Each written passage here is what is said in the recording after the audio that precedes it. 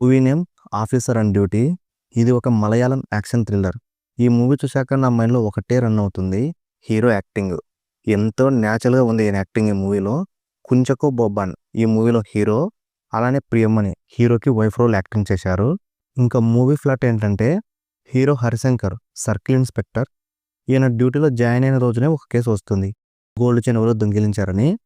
ఈ కేసుని ఇన్వెస్టిగేషన్ చేస్తున్న టైంలో ఒకే చైనే కాకుండా టోటల్‌గా 3 చైన్స్ దొరుకుతాయి. ఆ చైన్స్‌లో ఒక చైన్ మన హీరో డాటర్‌దే ఉంటుంది. తన కూతురు ఆల్రెడీ సూసైడ్ చేసుకొని చాలా రోజుల ముందే చనిపోయి ఉంటుంది. తన కూతురు ఎందుకు చనిపోయి ఉంటుంది?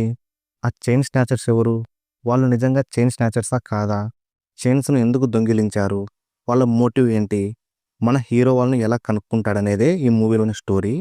మూవీ స్టార్టింగ్ నుండి ఎండింగ్ వరకు ఒక్క మినిట్ కూడా లాగ్ అయిన ఫీలింగ్ కానీ, బోర్ కొట్టిన ఫీలింగ్ అయితే రాలేదు నాకు.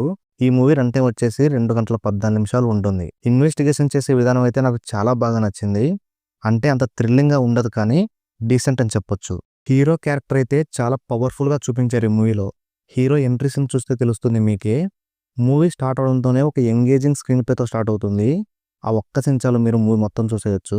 ఒక క్రైమ్ థ్రిల్లర్‌కు గానీ, ఒక యాక్షన్ థ్రిల్లర్‌కు గానీ కాంప్లెక్స్ స్క్రీన్ ప్లే అయితేనే ఆడియన్స్‌కు మజా వస్తుంది. ఈ మూవీలో స్క్రీన్ ప్లే అయితే కాంప్లెక్స్‌గా ఉండదు. గెస్ చేసే విధంగానే ఉంటుంది. పర్లేదు. సినిమాటోగ్రఫీ కూడా స్టోరీకి మ్యాచ్ అయ్యే విధంగానే ఉంటుంది. నైట్ షాట్స్ ఎక్కువ ఉంటాయి ఈ మూవీలో. మ్యూజిక్ విషయానికొస్తే 2 సాంగ్స్ బాగున్నాయి. బ్యాక్‌గ్రౌండ్ స్కోర్ కూడా బెస్ట్ అని చెప్పొచ్చు ఈ మూవీకి. అండ్ ఫైట్స్ 2 ఫైట్స్ ఉన్నాయి ఈ మూవీలో. చాలా రియలిస్టిక్‌గా ఉన్నాయి. ఇంకా కొద్దిసేపు ఉంటే బాగుండనిపిస్తుంది. అంత బాగా చూడాలనిపిస్తుంది ఫైట్స్‌ను. హీరో వాళ్ళను కొడుతుంటే, వాళ్ళు హీరోని కొడుతుంటే, కొట్టడమే కాదు చేతికి ఏది దొరికితే దానితో ఫైట్ చేస్తుంటారు.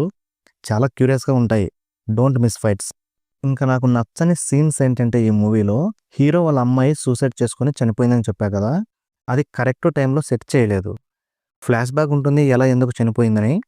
హాఫ్ అన్ అవర్ తర్వాత చూపిస్తారు. ఆ ఫ్లాష్ బ్యాక్ ఏదో 1 అవర్ తర్వాత చూపించుంటే బాగుండేదని నా ఫీలింగ్. ఇంకా కొంచెం గ్రిప్పింగ్‌గా ఉండేదేమో స్టోరీకి.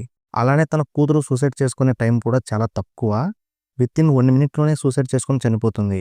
ఆల్రెడీ రూమ్‌లో మంచం ఉంటుంది. ఎటువంటి చైర్స్ కూడా ఉండవు. హీరో తలుపు బద్దలు కొట్టి డోర్ ఓపెన్ చేసే టైంకి తను ఉరి వేసుకొని చనిపోతుంది. అది కూడా అంతగా సెట్ కాలేదు. రిమైనింగ్ మూవీ ఓకే చాలా బాగుంది. ఇంకా యాక్టింగ్ వైస్‌కొస్తే ముందే చెప్పా కదా! 'కుంచకో బోబన్' అసలు ఈ మూవీలో ఆయన యాక్టింగ్ హైలైట్ అసలు. 100% జస్టిఫై చేశాడనే చెప్పొచ్చు ఈ మూవీకి. ఇంకా 'ప్రియమని' వచ్చేసి నాకు కొంచెం మిస్‌కాస్ట్ అనిపించిన ఫీలింగ్ వచ్చింది. ఎందుకో నాకు అంతగా వర్కౌట్ కాలేదు ఆమె క్యారెక్టర్ ఈ మూవీలో. ఇంకా remaining actors okay. Okay. So, ఫైనల్‌గా నాకైతే మూవీ నచ్చింది. ఖచ్చితంగా ఒకసారి ట్రై చేయండి. అండ్ నచ్చితేనే కామెంట్ సెక్షన్‌లో ఖచ్చితంగా కామెంట్ చేయండి. ఇంకంతే ఫ్రెండ్స్ ఈ రివ్యూ. నా రివ్యూ మీకు నచ్చినట్లయితే నా ఛానెల్‌ని ఖచ్చితంగా సబ్స్క్రైబ్ చేయండి. నాకు చాలా సపోర్టింగ్‌గా ఉంటుంది. వీలైతే లైక్ చేసి షేర్ చేయండి. మరో వీడియోతో మీ ముందుంటాను. Thanks for watching.